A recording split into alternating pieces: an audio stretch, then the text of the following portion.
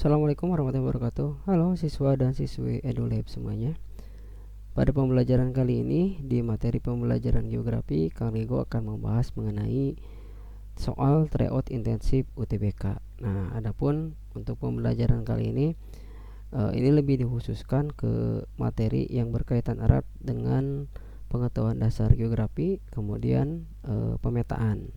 Ya, kurang lebihnya seperti itu. Nah, adapun untuk soal yang akan kita bahas, langsung saja ya ke soal yang pertama. Di soal yang pertama yang ditanyakan adalah konsep aglomerasi, di mana yang disebutkan dengan konsep aglomerasi itu adalah kecenderungan atau sesuatu yang sifatnya homogen atau fenomena yang lebih erat kaitannya dengan homogen. Atau secara bahasa, secara pengertian, yang dimaksudkan dengan konsep aglomerasi adalah suatu pengelompokan berbagai aktivitas manusia dengan tujuan tertentu. Nah, di sini Kang Rigo akan membahasnya kenapa sih harus sifatnya itu harus homogen, kenapa sifatnya harus cenderung mengelompok gitu ya. Nah, jadi di sini tuh secara aglomerasi sendiri itu merupakan suatu pengelompokan fenomena yang seragam. Jadi kalau nanti anak edu pasti udah tahu ya, yang namanya mengelompok ya berarti namanya aglomerasi. Pengelompokan fenomena yang seragam. Di manakah di antara opsi ini yang berkaitan dengan fenomena yang seragam, dikelompokkan dan bentuk fenomena yang seragam? Yang pertama, konsentrasi pembuatan baju rajut di daerah Cibinong. Nah, di sini kita sebutkan ada daerah ya. Daerah ini berarti kita klasifikasikan dalam suatu wilayah atau nama lainnya adalah suatu wilayah. Pembuatan baju rajut, artinya si pembuatan baju rajut ini hanya dibuat di wilayah Cibinong. Artinya ketika kita lihat konsentrasi pembuatan baju rajut, berarti di sini ada pengelompokan pengrajin baju rajut di daerah Cibinong. Nah, ini sudah termasuk ke dalam bentuk aglomerasi. Ya, jadi untuk pernyataan yang nomor 1 itu benar, ya, yang ini benar. Kemudian di pernyataan yang kedua, infrastruktur mempengaruhi arus mobilitas penduduk. Nah, mobilitas itu apa sih? Jadi yang dimaksud dengan mobilitas itu adalah suatu pergerakan, ya. Mobilitas itu adalah pergerakan di mana ketika terjadi pergerakan artinya ada suatu wilayah yang memiliki karakteristik yang berbeda. Ya, infrastruktur mempengaruhi arus mobilitas penduduk. Ya, berarti infrastrukturnya itu suatu wilayahnya itu pasti berbeda. Contoh misalkan banyak orang-orang yang pergi ke daerah ibu kota karena dirasa daerah ibu kota itu memiliki fasilitas yang lebih banyak dibandingkan dengan ada yang di daerahnya ya, seperti itu. Contoh misalnya seperti orang-orang yang dari daerah Jawa atau dari wilayah Jawa Timur ya, banyak yang berangkat atau pergi ke daerah ibu kota karena misalnya di daerah ibu kota karena lebih lengkap. Atau orang dari Jawa Tengah, Jawa Barat, nah itu banyak pergi ke daerah Jakarta misalnya. Jadi di sini untuk infrastruktur mempengaruhi arus mobilitas penduduk itu salah ya, bukan suatu pengelompokan yang sifatnya itu homogen. Kemudian terdapat kawasan industri di Cikarang. Kawasan industri itu merupakan salah satu bentuk pengelompokan. Jadi artinya untuk opsi pernyataan 3 itu benar. Oke, lanjut. Desa menyuplai kebutuhan pokok bagi penduduk kota. Nah, di sini kita sudah mengetahui karakteristik perbedaan suatu wilayah. Ada desa, ada kota. Nah, yang kemudian menyuplai kebutuhan pokok bagi penduduk kota artinya di sini sebagai penyokong. Desa itu sebagai penyokong kota. Berarti karakteristik wilayahnya sudah pasti berbeda dan ini tidak termasuk ke dalam bentuk konsep aglomerasi. Jadi yang benar itu adalah untuk jawaban 1 dan 3 ya. 1 dan 3 berarti jawabannya adalah B. Oke. Seperti itu ya untuk mengenai konsep aglomerasi. Kita lanjut ke soal yang kedua. Di soal yang kedua terdapat suatu gejala di mana suhu kota Malang lebih rendah daripada kota Sidoarjo. Nah, oke, berarti katakanlah ya suhu kota Malang karena dia lebih rendah berarti dingin ya. Kita asumsikan bahwa suhunya itu di kota Malang lebih dingin dibandingkan dengan suhu di kota Sidoarjo. Berarti kita masukin ke panas aja deh biar ada pembedanya antara lebih rendah mana gitu kan yang lebih rendah di Kota Malang. Oke, di sini gejala tersebut merupakan konsep dari mana? Nah, di sini karena ada gejala di mana telah terjadi perbedaan. Ya, di sini perbedaannya tuh lebih ke masalah suhu.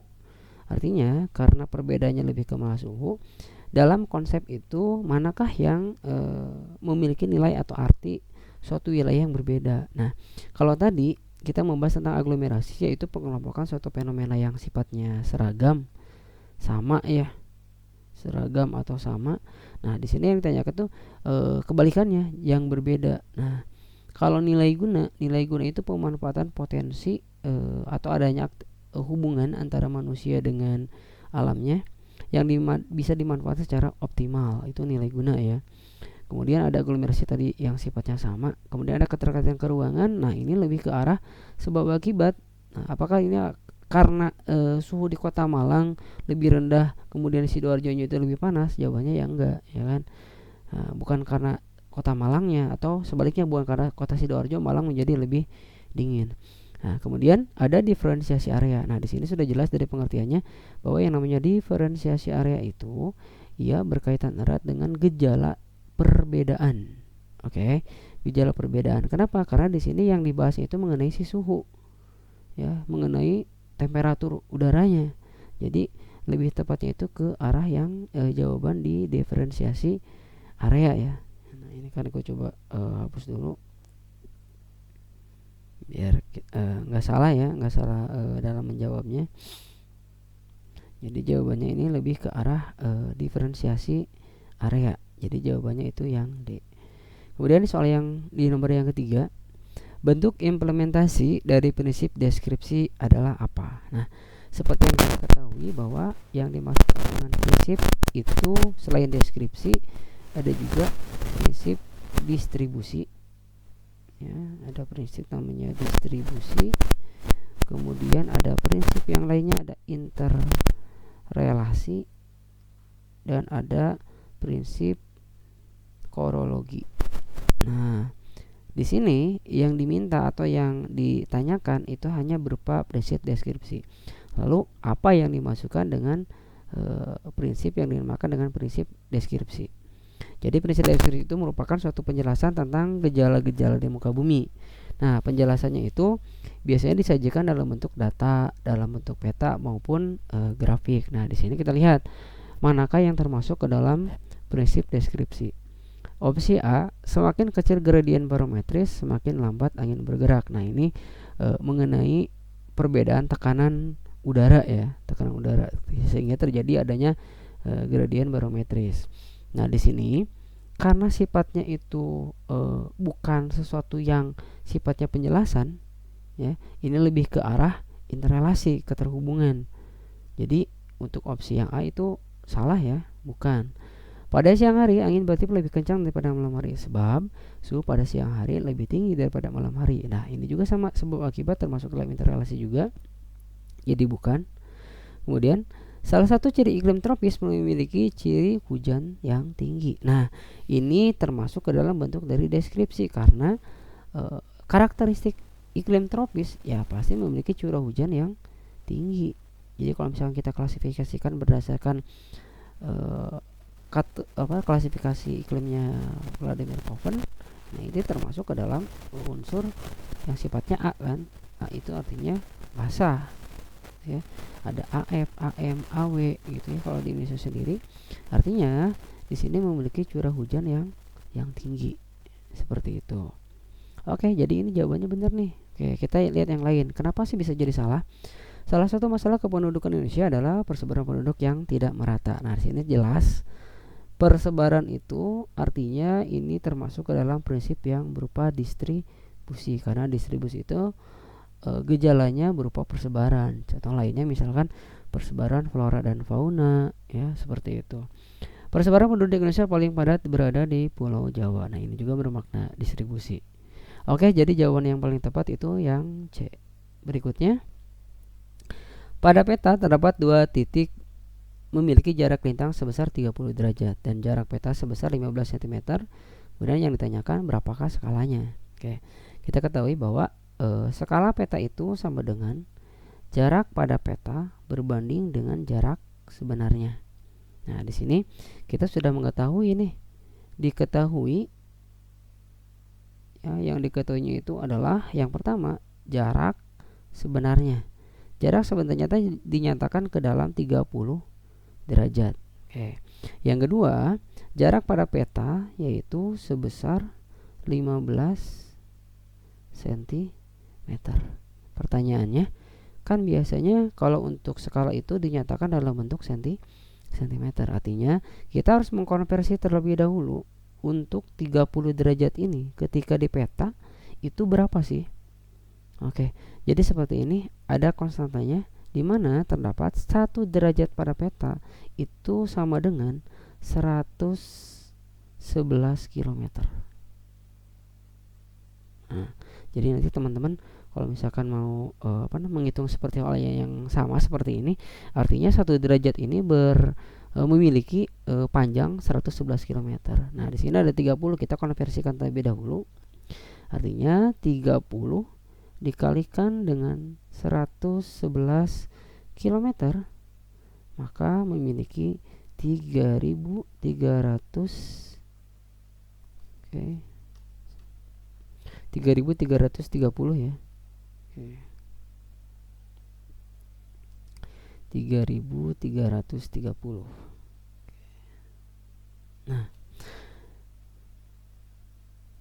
Nah, ini karena dalam bentuk kilometer, maka kita harus konversi 2 kali ya. Kita konversi ke dalam bentuk sentimeter. Artinya ketika kita mengkonversi ke dalam bentuk sentimeter, ini kita kalikan dengan 100.000.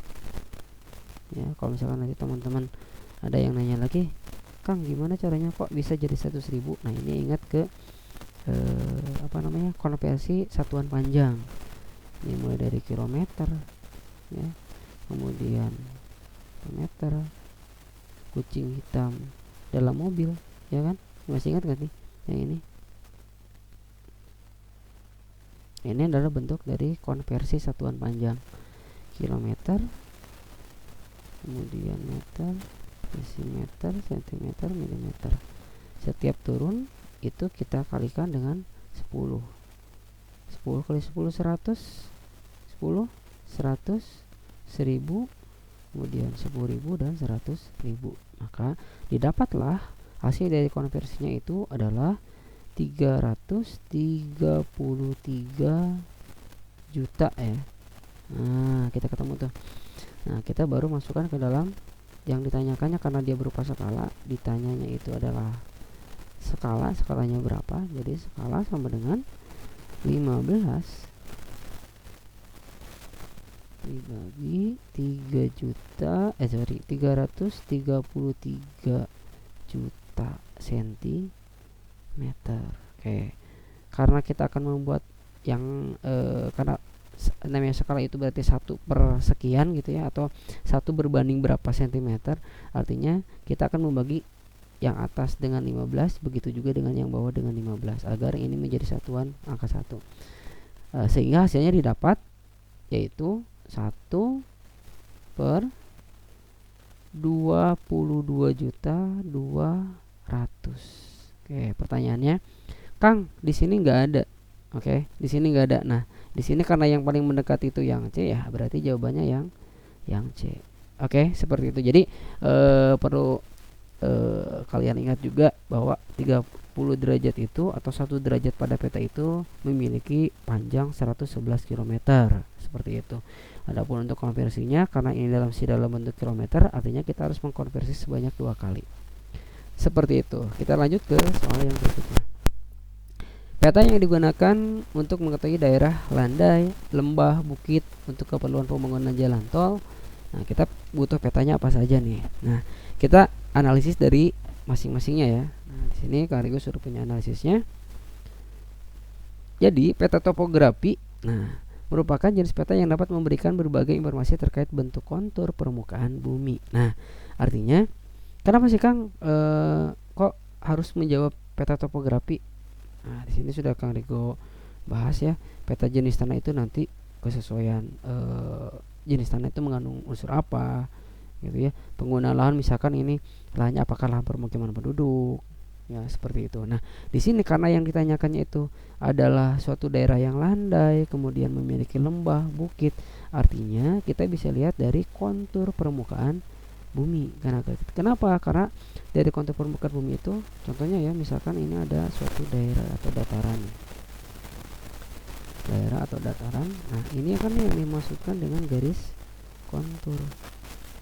Kita bisa tahu mana daerah yang landai, mana daerah yang lebih curam ya. Contoh misalkan ini adalah daerah yang lebih curam, ini lebih landai ya, memiliki perbedaan. Nah, kita bisa menggunakan peta topografi, karena dalam peta topografi itu kita bisa melihat informasi yang terkait dengan bentuk kontur permukaan bumi.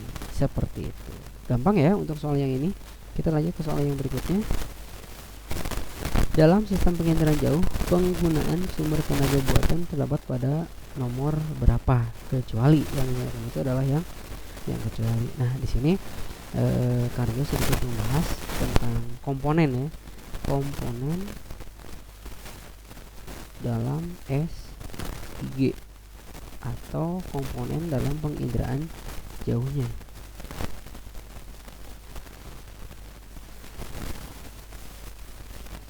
Komponen penginderaan jauh atau komponen indraja.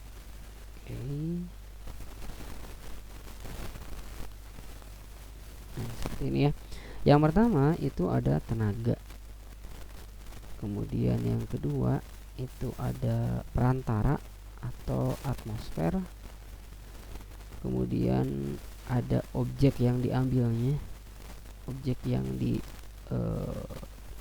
indrajakannya. Kemudian ada sensor, sekaligus ada yang disebut dengan wahana. Kemudian ada basis data atau database. Kemudian ada yang disebut dengan aneka pengguna atau sebutan lainnya adalah user. Oke ya. Ini yang dimasukkan dengan komponen dalam penginderaan jauh. Dalam sistem penginderaan jauh, penggunaan sumber tenaga, artinya kita fokus ke satu hal ini aja, mengenai si sumber tenaganya. Oke. Lalu apa sih yang dimasukkan dengan si sumber tenaga itu? Di sini kan gue punya bahasannya, bahwa yang namanya sumber tenaga dalam penginderaan jauh terbagi menjadi dua ya. Yang pertama itu sebagai sumber tenaga yang sifatnya alamiah, yang kedua sebagai yang buatan.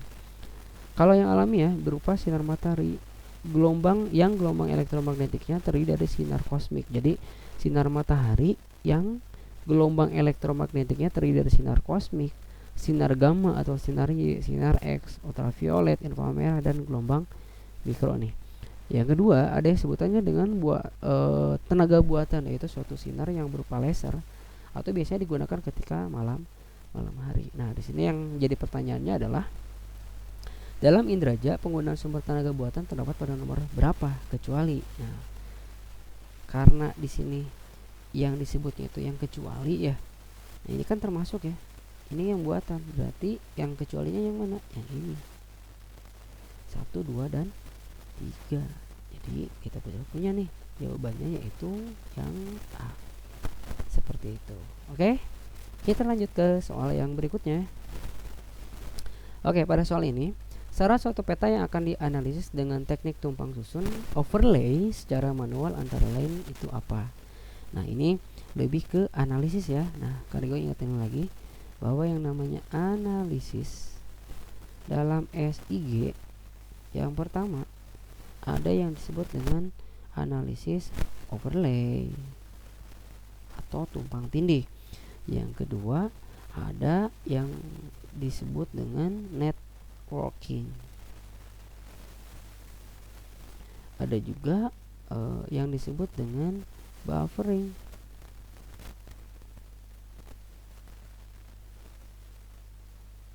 Oke, buffering. Kemudian ada yang disebut dengan 3D analisis.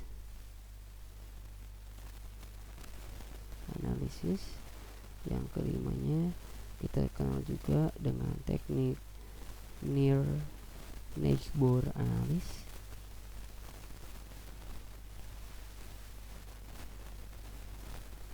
Kemudian yang keenam kita kenal dengan classification ya. Itu ada analisis dalam SIG. Nah, yang ditanyakan itu hanya yang overlay-nya doang. Jadi overlay itu kurang lebih seperti ini. Misal yang pertama, Karyo punya peta. Nah, petanya ini adalah peta jaringan jalan. Kemudian Karyo punya peta lagi, karena ini sifatnya tumpang susun, punya peta mengenai peta permukiman penduduk.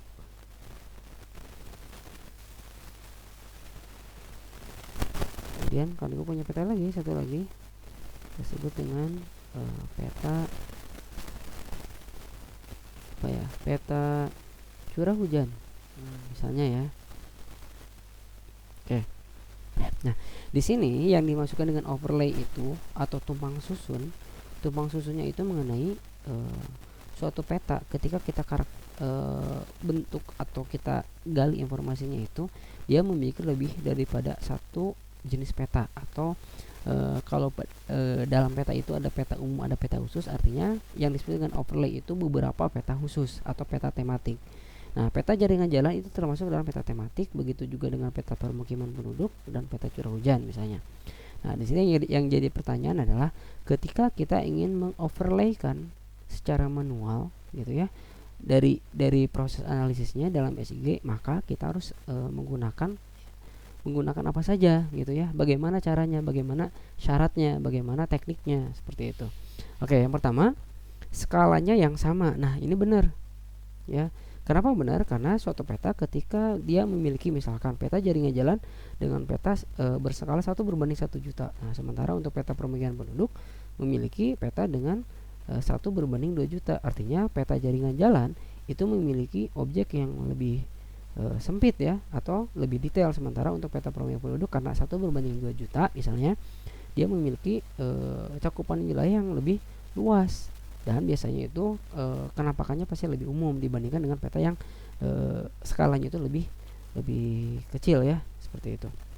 Oke, di sini yang kedua, wilayahnya atau wilayah yang sama. Ya benar ya. Kenapa wilayah yang sama? Contoh misalnya kayak gini, kan gue akan mengklasifikasikan atau misalkan ingin mengetahui secara overlaynya peta jaringan jalan di Karawang ya. Kan nggak mungkin ketika kita mau mengambil misalkan peta permukiman penduduk tapi adanya di daerah Bekasi misalnya. Peta jaringan jalan di Karawang dengan peta peta dengan permukiman penduduk di daerah Bekasi itu kan berbeda, pasti jalannya juga berbeda ya. Makanya kita harus memiliki wilayah cakupan yang sama. Oke, yang berikutnya, isi parameter yang berbeda. Nah, isi parameter yang berbeda ini penting. Kenapa penting? Nih, supaya tahu, kita bisa tahu peta jaringan jalan kan berbeda, peta permukiman penduduk juga berbeda, peta curah hujan juga berbeda. Kalau satu jenis, artinya kita tidak akan bisa melakukan overlay. Kayak ibaratnya satu jenis, misalkan ada tumpukan warna merah, misalkan tumpukan kertas warna merah ditumpukan ada 3 misalnya. Ketika kita tanyakan ke orang lain misalkan, tumpukan ini atau tumpang susun ini memiliki warna apa, pasti jawabannya warna merah karena dia serupa. Makanya kita harus mencarinya yang berbeda agar si teknik overlay ini benar gitu ya. Misalkan kita melihat suatu tumpukan kertas di mana ada kertas warna merah, warna hijau dan warna putih, pasti orang-orang ketika ditanya ini kertas warnanya apa saja, pasti menyebutkan ketiga warna tersebut. Artinya itu adalah suatu teknik yang harus dipakai dalam sistem overlay. Jadi yang cakupan koordinatnya sama, nah ini juga termasuk ya, bener nih, nggak mungkin jadi berbeda ya. Isi peta yang sama, nah ini salah, isi petanya tuh nggak boleh sama ya, nggak boleh. Kalau misalkan sama ya ngapain kita overlay kan, seperti itu. Oke, kita next ya. Jadi jawabannya yang kecuali ya berarti yang E. Berikutnya, perhatikan jenis peta di bawah ini. Informasi baru yang dapat diperoleh dari penyatuan kelima peta tersebut apa? Nah, di sini kan gue punya bahasannya. Yang pertama ya, mengenai peta jenis tanah, biasanya dipakai untuk ketahanan terhadap pergerakan ya. Misalkan apakah tanah itu memiliki tingkat kegemburan yang besar ya, seperti itu ya, berhubungan dengan viskositasnya juga. ya. Apakah nanti ketika kita membangun rumah misalkan di sana, apakah nanti akan bergeser, ya seperti itu. Maka kita butuh peta jenis tanah. Peta penggunaan lahan, nah biasanya ini untuk tutupan lahannya itu, misalkan apakah tutupan lahannya itu berupa vegetasi ataukah berupa permukiman penduduk, gitu ya, yang menutupi lahan tersebut. Kemudian yang ketiga ada namanya peta curah hujan. Nah biasanya ini dipakai untuk melihat seberapa besar sih intensitas hujan itu, ya, besar ataukah kecilnya. Misalkan di daerah bagian barat Indonesia itu kan itu memiliki intensitas hujan yang sangat besar. Nah ini nanti berhubungan dengan apa? Seperti itu. Kemudian ada peta kemiringan. Nah biasanya ini akan mempengaruhi suatu erosi. Yang terakhir ada namanya peta jenis batuan. Nah ini berhubungan langsung dengan ketahanan terhadap suatu pergerakan. Erat kaitannya ya dengan peta jenis tanah nih. Peta jenis batuan, peta jenis tanah ini hampir mirip. Karena kenapa? Tanah dan batuan itu merupakan unsur yang sama. Cuman yang membedakannya adalah bentuknya saja ya, bentuk, tekstur seperti itu.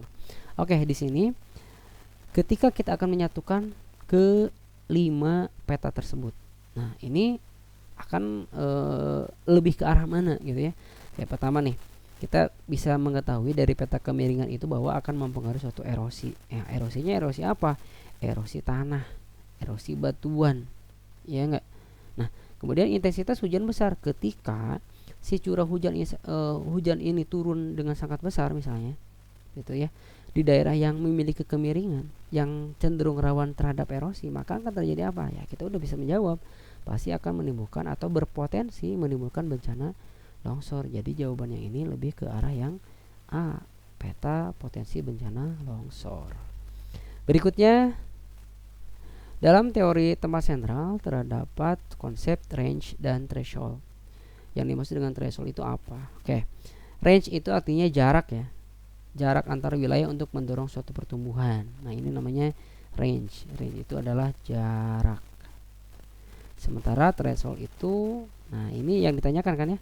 Oke, kita lihat satu-satu. Kualitas penduduk membantu distribusi barang. Nah bukan masalah kualitasnya, tapi yang dipengaruhinya itu kalau threshold itu dari jumlah minimum penduduk.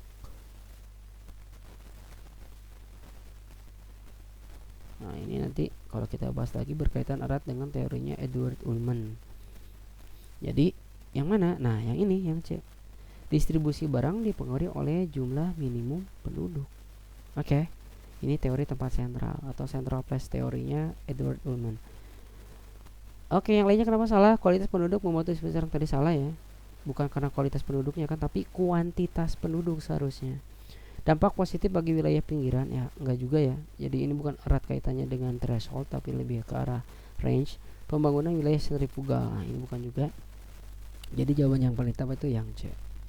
Berikutnya, perhatikan faktor berikut ini. Faktor penarik terjadinya urbanisasi ke kota Jakarta. Oke, ini erat kaitannya dengan yang tadi ya, yang di awal ya, tentang mobilitas penduduk misalnya.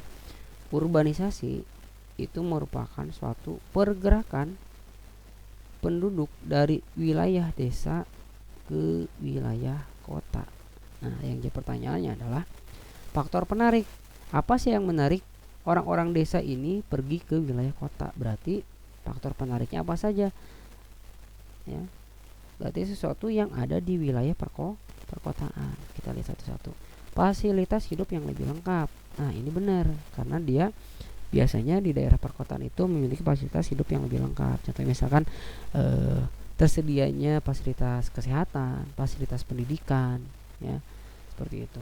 Kesempatan kerja lebih banyak, betul, ada heterogenitas di lapangan pekerjaan, sedangkan di wilayah desa itu homogenitas atau sama ya, serupa. Biasanya misal pertanian, jadi cenderung lebih sempit untuk kesempatan bekerjanya. Melanjutkan sekolah, betul, berkaitan erat dengan pendidikan. Upaya yang rendah, nah upaya yang rendah ini bukan termasuk dalam faktor penarik, tapi ini lebih ke arah faktor pendorong. Kang, faktor pendorong untuk urbanisasi apa saja? Ya tinggal dibalikin aja dari sini ya. Fasilitas hidup yang lebih sedikit atau tidak lengkap, ya seperti itu. Kesempatan kerjanya lebih sedikit.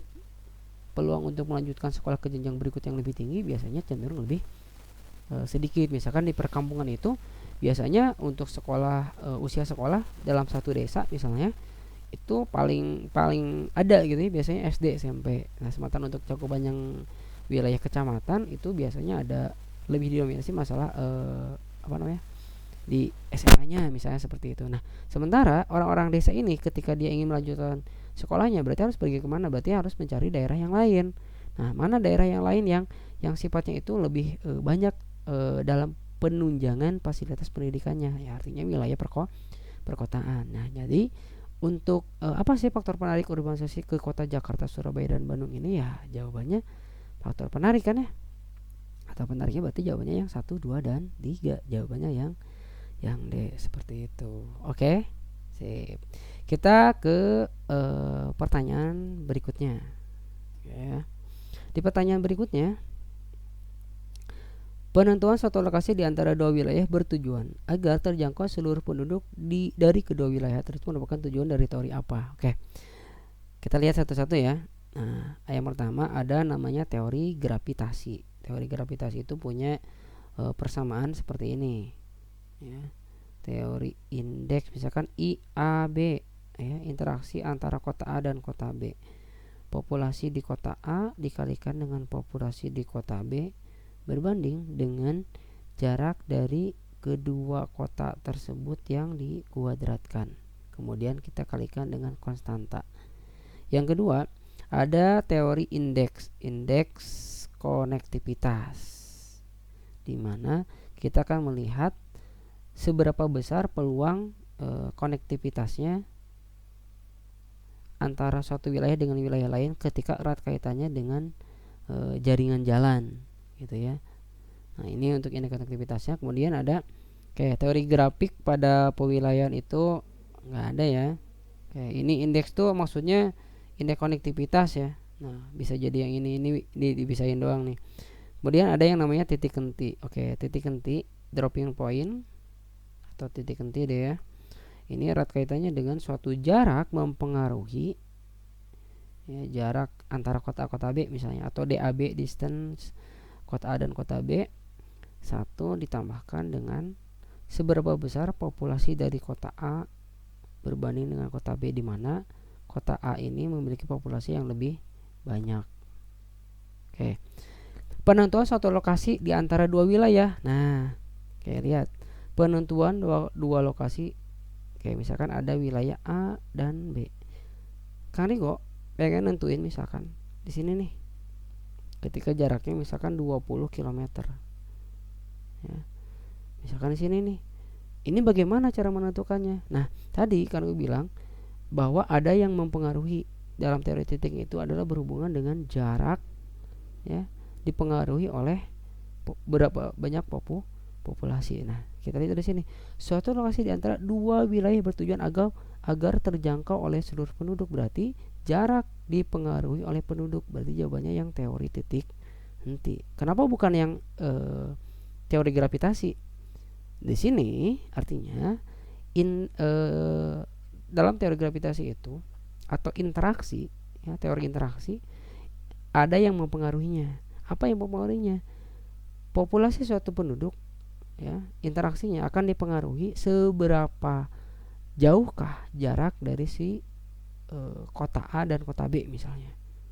Seperti itu ya. Jadi bukan karena pengaruh penduduk, tapi pengaruh jarak. Sedangkan yang teori titik itu yang mempunyai adalah penduduk, atau di sini kan ada ya sampai seluruh penduduk dari kedua wilayah, artinya bisa menjangkau suatu titik tersebut atau suatu wilayah tersebut. Seperti itu. Jadi jawabannya yang titik henti. Berikutnya untuk soal jika terjadi bencana gempa akibat tabrakan lempeng, implementasi simbol pada petanya itu berupa apa? Oke. Nah, teman-teman biasanya kan melihat ya, kalau terjadi gempa nih di BMKG suka dinyatakan dalam bentuk seperti ini. Ada titik gempanya, kemudian ada lingkaran merah. Biasanya digunakan warna ya. Nah, ini menunjukkan suatu, atau sebutannya itu adalah bisa epicentrum.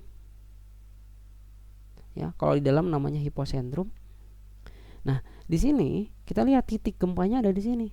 Nah, Kita sudah tahu nih implementasi simbol pada peta kan ada simbol yang disebutkan dengan simbol garis, kemudian ada simbol titik, ada simbol piktorial. Garis untuk menyatakan daerah batasan atau jalan raya misalnya seperti itu. Titik, nah ini biasanya dilakukan untuk daerah persebaran. Nah, karena di sini gempa itu merupakan tenaga yang dihasilkan dari dalam bumi. Nah, titik persebarannya itu ada di mana? Titik rusaknya itu ada di mana? Misalnya seperti itu. Jadi ini lebih ke arah yang simbol berupa titik. Seperti itu karena bukan area ya. Biasanya tanya, di manakah titik gempa buminya? Nah, di manakah episentrumnya? Epicentrum itu artinya titik suatu gempa di permukaan, sedangkan yang di dalam itu namanya hipocentrum. Next, pemanfaatan citra satelit resolusi tinggi seperti QuickBird dapat diaplikasikan dalam. Nah, QuickBird itu dia memiliki resolusi yang sangat tinggi, artinya dia memiliki cakupan wilayah yang lebih sempit. Kayak ingat ya, cakupan wilayahnya sempit dan objeknya pasti detail. Menentukan luas lahan pertanian. Nah, luas lahan pertanian itu kita nggak bisa menggunakan yang sifat cakupannya itu lebih sempit, harus yang lebih luas. Misalkan kita menggunakan citra Landsat gitu ya. Menghitung jumlah panen. Nah, betul nih. Menghitung jumlah panen ini termasuk ke dalam salah satu dari penggunaan citra QuickBird ya, citra resolusi tinggi. Karena kenapa? QuickBird ini dia memiliki resolusi 60 cm.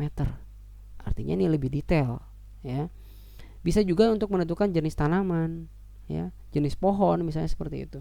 Menentukan perubahan lahan skala kecamatan. Nah, kalau skalanya itu lebih sempit aja, jangan skala kecamatan karena kecamatan itu pasti lebih luas kan ya. Nah, ini nggak bisa. Ini tadi nggak bisa. Pemetaan jalur pendakian yang aman ini nggak bisa juga. Memprediksi waktu terjadi bencana ini apalagi. Oke, jadi jawaban yang paling tepat yaitu yang B. Berikutnya, terdapat bentuk interaksi antar dua wilayah yang saling melengkapi. Adapun interaksi saling melengkapi dapat terjadi apabila kedua wilayah memiliki apa?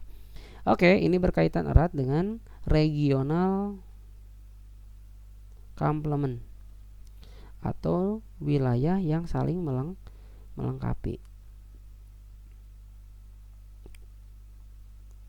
Regional complementary. Misalkan kayak gini. Kota A dia punya surplus di padi nih. Sedangkan yang lainnya minusnya misalnya kota ini di garam misalnya. Sementara kota B dia surplus di garam dan minusnya itu di padi. Nah, ini akan terjadi proses yang disebut dengan regional complement. Wilayah-wilayah ini akan saling melengkapi kekurangannya ya. Padi karena dia kurang di wilayah B, maka akan meminta ke wilayah A atau ada bentuk interaksi ke wilayah A. Seperti itu ya. Nah, ini yang disebut dengan regional complement. Nah, kemudian di sini kita lihat dapat terjadi apabila suatu wilayah memiliki apa? Keunggulan yang berbeda. Bukan masalah keunggulannya ya. Tidak hanya keunggulannya. Kalau misalnya semuanya unggul ya nggak mungkin ada proses interaksi yang saling melengkapi. Nilai guna yang berbeda ini juga berupa keunggulan, kelebihan dan kekurangan. Nah, yang paling ini tepat nih. Ingat ya. Ada kelebihan, ada kekurangan. Jadi jawabannya yang C. Ciri khas yang berbeda. Ciri khas tuh nggak bisa ya. Misalkan yang satu dia komoditinya itu padi, yang satu lagi misalkan komoditinya gandum misalkan. Yang B ini nggak bisa disebut dengan regional complement ya. Tuh, interaksi yang harmonis ya, ini bukan masalah keharmonisan ya. Misalkan satu A dan kota B saling melengkapi, itu harmonis enggak ya. Jadi lebih ke arah kelebihan dan kekurangan. Seperti itu. Next. Karakteristik yang bukan merupakan ciri negara maju. Oke, ini di soal yang terakhir ya. Oke, ini soal yang terakhir. Nah, gampang kan? Ciri negara maju. Oke. Kita kesampingkan terlebih dahulu masalah ini. Kita karena kali akan bahas dulu tentang si HDI atau Human Development Index atau sebutannya indeks pembangunan manusia. Oke, dimana HDI ini dia memiliki karakteristik yang pertama dari pendidikan, kemudian dari kesehatan, dan dari kesejahteraan. Oke. Ada 3 kan ya. Kemudian yang kedua, untuk menentukan suatu negara itu tergolong negara yang maju, karakteristik yang kedua, mereka itu bergerak atau kegiatan ekonominya itu bergerak di sektor sekunder.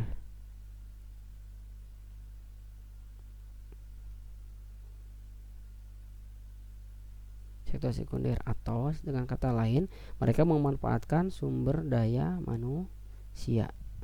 Oke, seperti ini ya.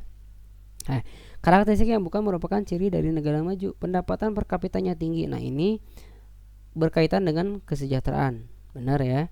Oke.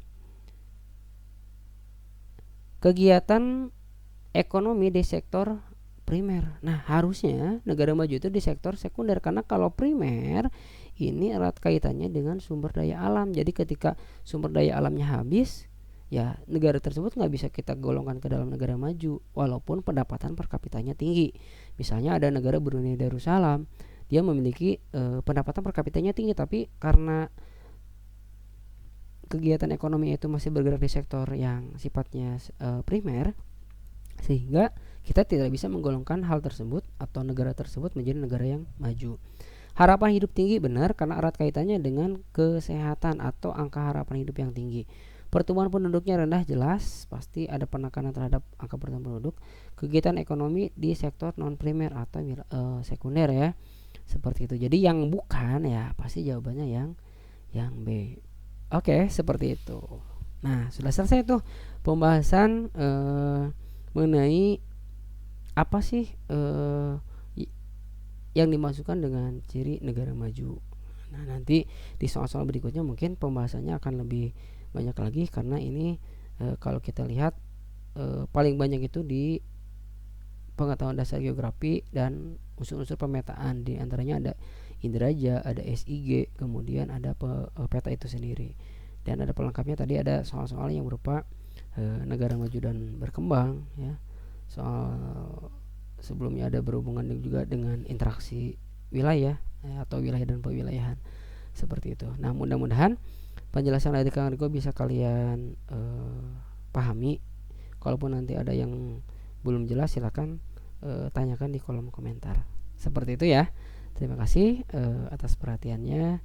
Terakhir, wassalamualaikum warahmatullahi wabarakatuh.